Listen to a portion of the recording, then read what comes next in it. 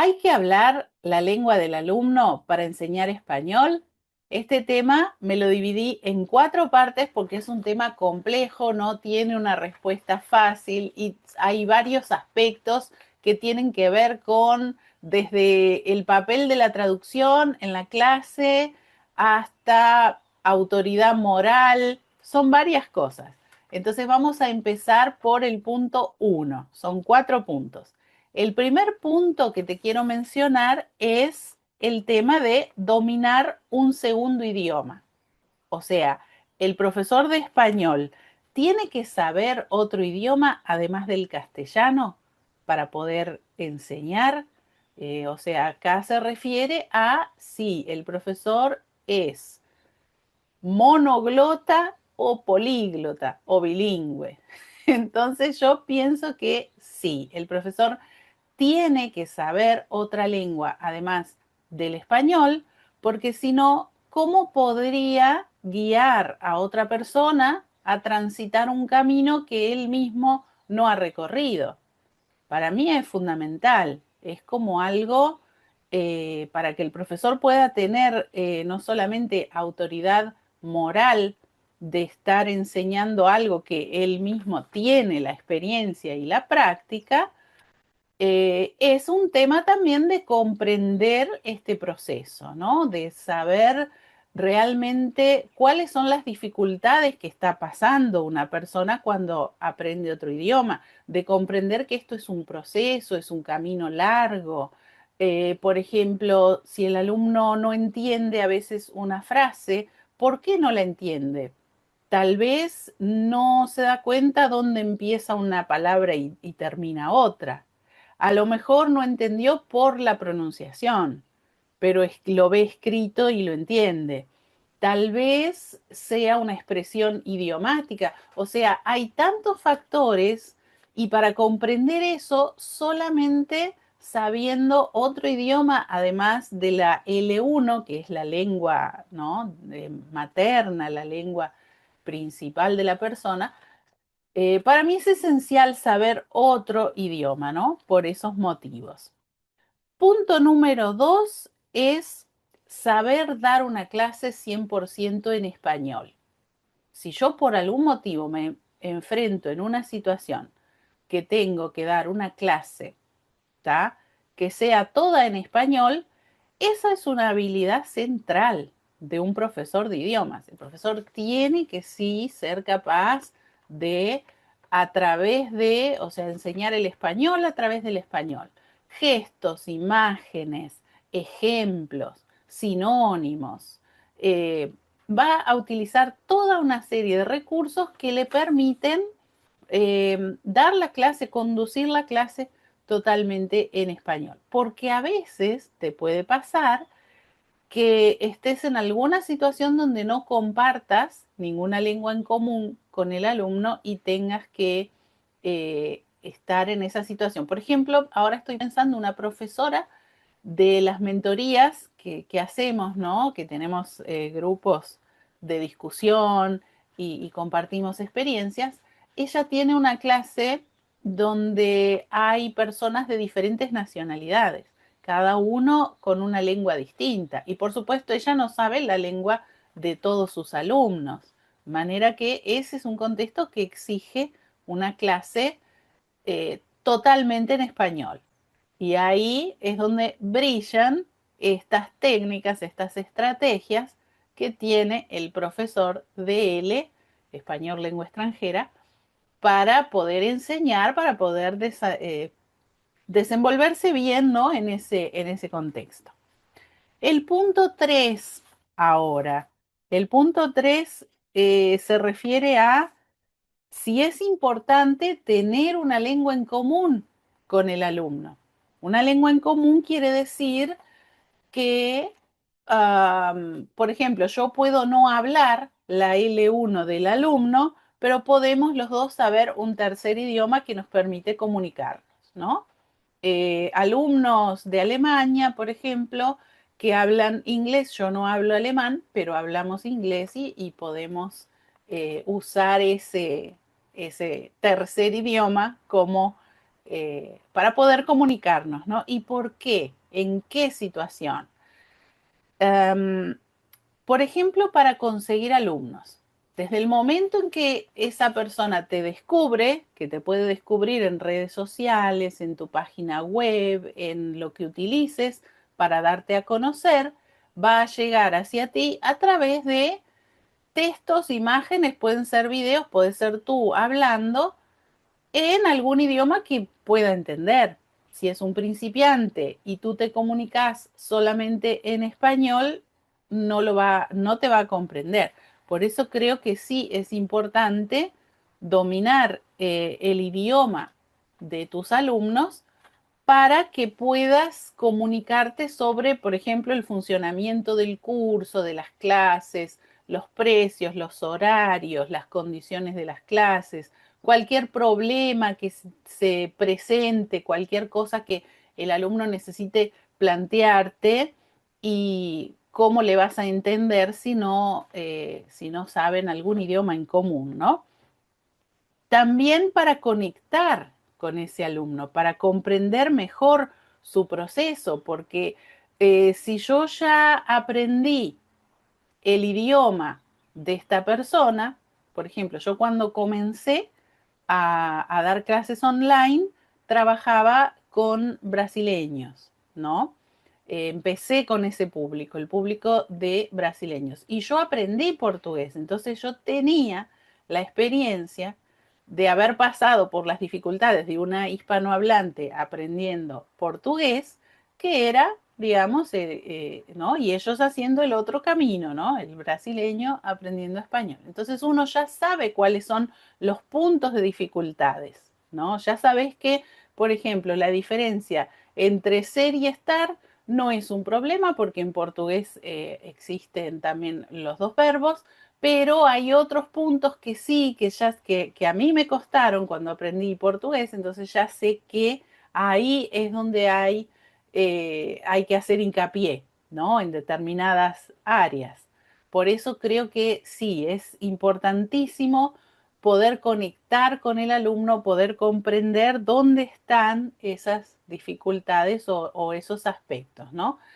Ya con alumnos cuya lengua L1 es inglés, ahí yo sé que ser y estar es algo que lo vamos a tener que practicar más.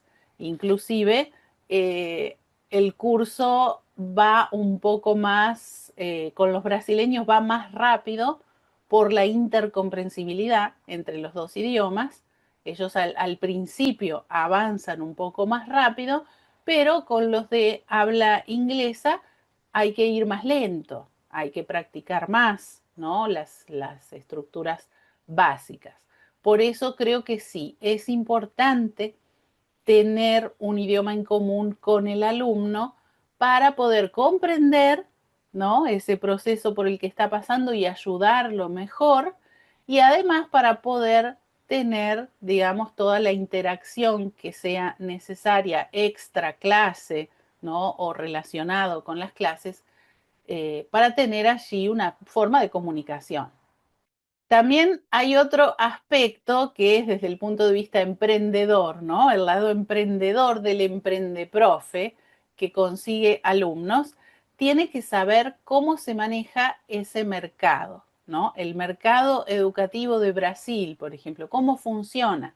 Las personas están acostumbradas a comprar paquetes de clase o cursos con un temario cerrado, ¿no? O módulos prefieren clases en vivo, uno a uno, o también toman clases en grupo. O sea, ese conocimiento, vamos a decir, del mercado educativo, cómo se comunican en general profesores y alumnos, qué vocabulario es usual, todo eso vas a tener una mejor comprensión y te va a permitir conectar más con tus alumnos si dominas ese idioma, ¿no? Porque entran acá aspectos culturales, hay diferencias que son sutiles, pero que eh, realmente marcan la diferencia, ¿no? Cuando te vas a conectar con ese mercado.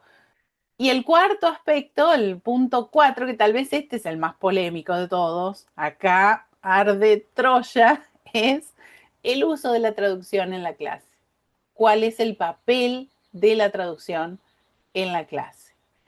Yo cuando daba clases con el abordaje comunicativo, la traducción era como un pecado, así, no, no se puede traducir, no hay que traducir nada.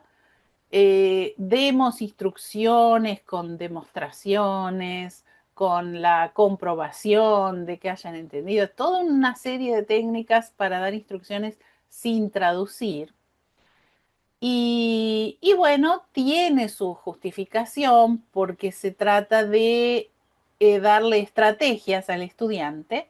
El estudiante va a aprender la estrategia de aumentar su tolerancia a la ambigüedad. Acá, mira qué término te tiro, mira qué frase te tiro, tolerancia a la ambigüedad, un término un poco técnico, pero quiere decir que la persona cuando vea que hay algo que no está muy claro, ¿no? Que igual se aguante, aguante su ansiedad y pueda como bancarse, ¿no? Esa situación donde me parece que quiere decir esto, pero tal vez sea esto, no sé bien.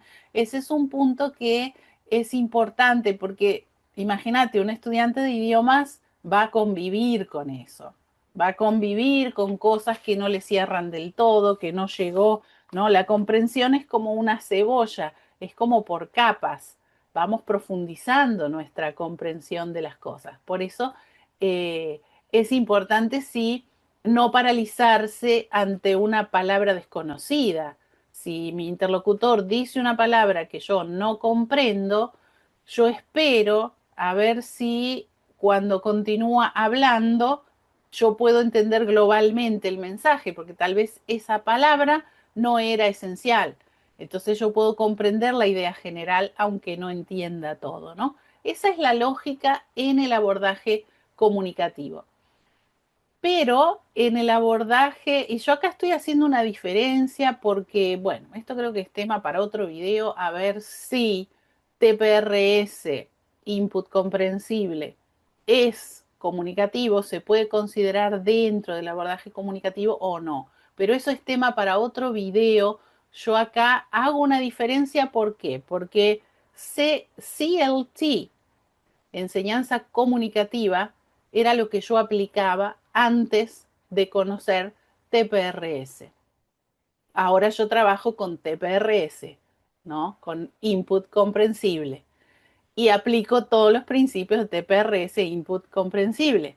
Y veo que hay diferencias con lo que yo hacía antes, con lo que me enseñaron en el curso de formación de profesores de inglés, ¿no? El TEFL, diploma, que lo hice en la Alianza Cultural Uruguay-Estados Unidos en Montevideo. Eh, Después hice también el curso de la maestría, ¿no? De formación de profesores de español. Pero en la maestría como que no aprendí tanto. Yo para mí mi formación básica es en ese curso, ¿no? Para profesores de inglés. Ahí es donde yo aprendí todo sobre CLT y de una forma muy práctica. Entonces, por eso que tantos años trabajé con esa metodología. Y ahora, al enseñar con TPRS, yo veo que hay diferencias. Y una es esa. En lo que yo hacía antes, no traducción. Traducción, no. Es el demonio, no se puede. Ahora con TPRS la traducción tiene un papel y tiene mucho sentido también. Entonces, ¿cuál es el papel de la traducción con TPRS? Por un lado, andamiaje.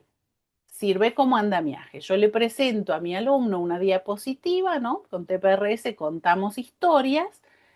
En la diapositiva hay una frase, ¿no? Toda la historia contada frase por frase, donde en cada diapositiva va una frase con una imagen, la frase principal, y abajo su traducción al idioma del alumno. ¿Por qué está la traducción ahí? Para que si el alumno en algún momento se olvida lo que significaba, tiene ahí un mecanismo de consulta, no se expone porque no tiene que estar preguntando, que a veces le da vergüenza, ¿no? Porque piensa, ay, ya me olvidé, no me queda esto, qué horrible, tengo que estar preguntando. Entonces ya le da vergüenza, no pregunta y va arrastrando, ¿no? Durante la clase una cosa que no le quedó bien comprendida. En TPRS la comprensión es fundamental, el input comprensible, por eso son dos palabras, input comprensible, tiene que ser comprensible. Si no se comprende, es ruido, no lo voy a adquirir, no me va a entrar porque es ruido, no significa nada. Tiene que ser comprensible y nos aseguramos la comprensión con ese mecanismo. Está poniendo la traducción en la diapositiva. Pero no solo eso, también por un motivo de que la traducción me sirve para verificar la comprensión. En TPRS se hacen actividades orales, ¿no? De traducir, que es como un juego, ¿no? La traducción tenis o la traducción voleibol, que se hace como un juego traduciendo la historia. ¿Para qué esto? Por un lado, para verificar la comprensión, para ver si todo ha quedado claro, porque por más que utilizamos gestos, imágenes, ejemplos, comparaciones, contraste, toda una serie de recursos, aún así puede pasar que no sea suficiente.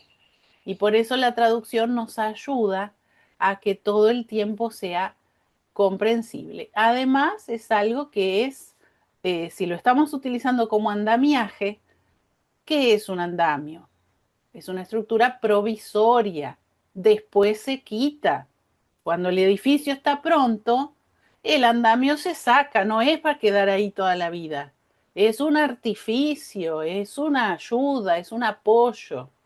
¿Tá? Por eso que muchos de los profes en la formación me preguntan cuando ven la diapositiva, ¿es necesaria la traducción? Me dicen, pero no, porque claro, venimos de esa filosofía, nos ha quedado incrustado hasta el hueso que la traducción no va, ¿verdad?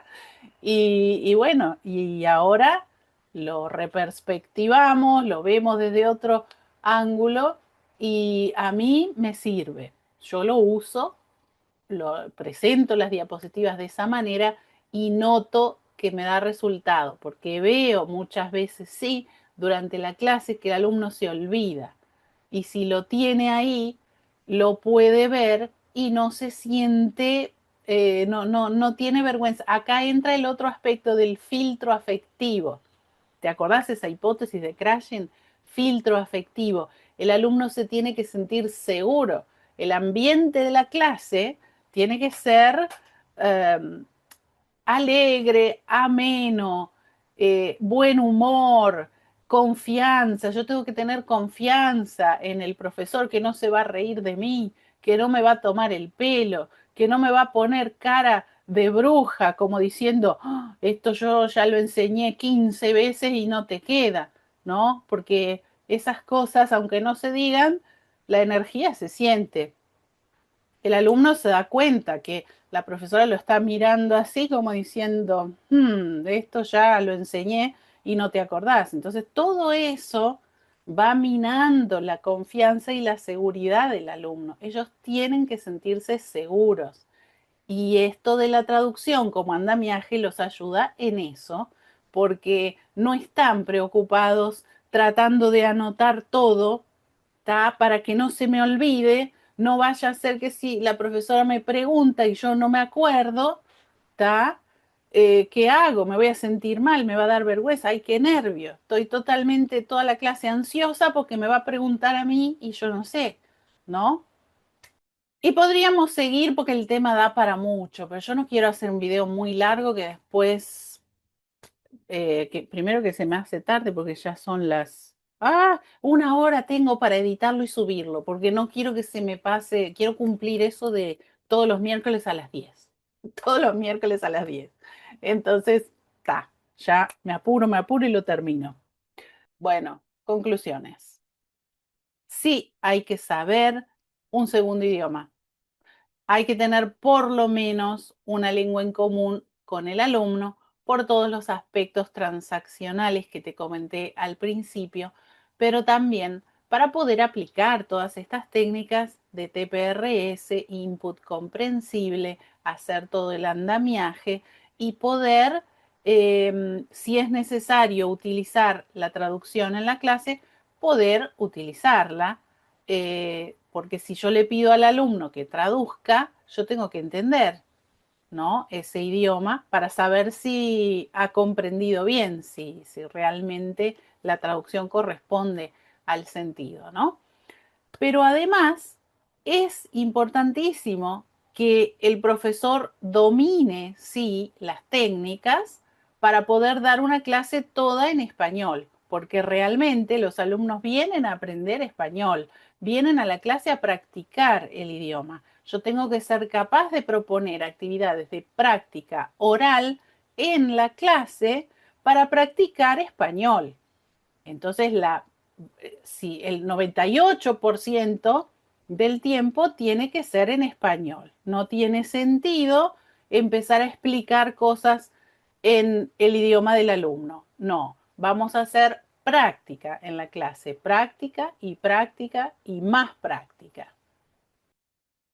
Aquí debajo en la descripción del video te dejo un enlace. Ese enlace es para que te suscribas. ¿Y cuál es la ventaja de suscribirte? Recibir 2 o 3 veces por semana los emails que yo escribo hablándote de estos temas. Te hablo sobre el input comprensible, TPRS, te traigo anécdotas de la clase, te traigo situaciones que seguramente te han pasado, que te vas a identificar y siempre además al final del email hay una invitación a alguna de mis formaciones. Nos vemos en el próximo video y espero verte en los emails también.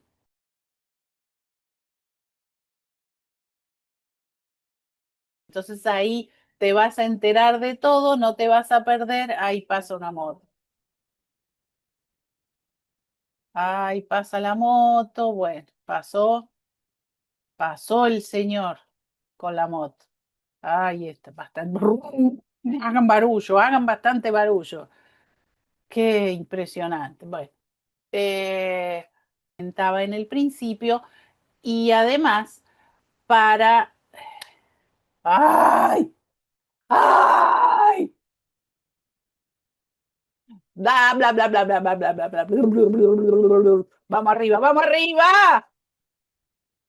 Tengo miedo que venga un reggaetonero y me diga, ya tú sabes, y yo no sepa.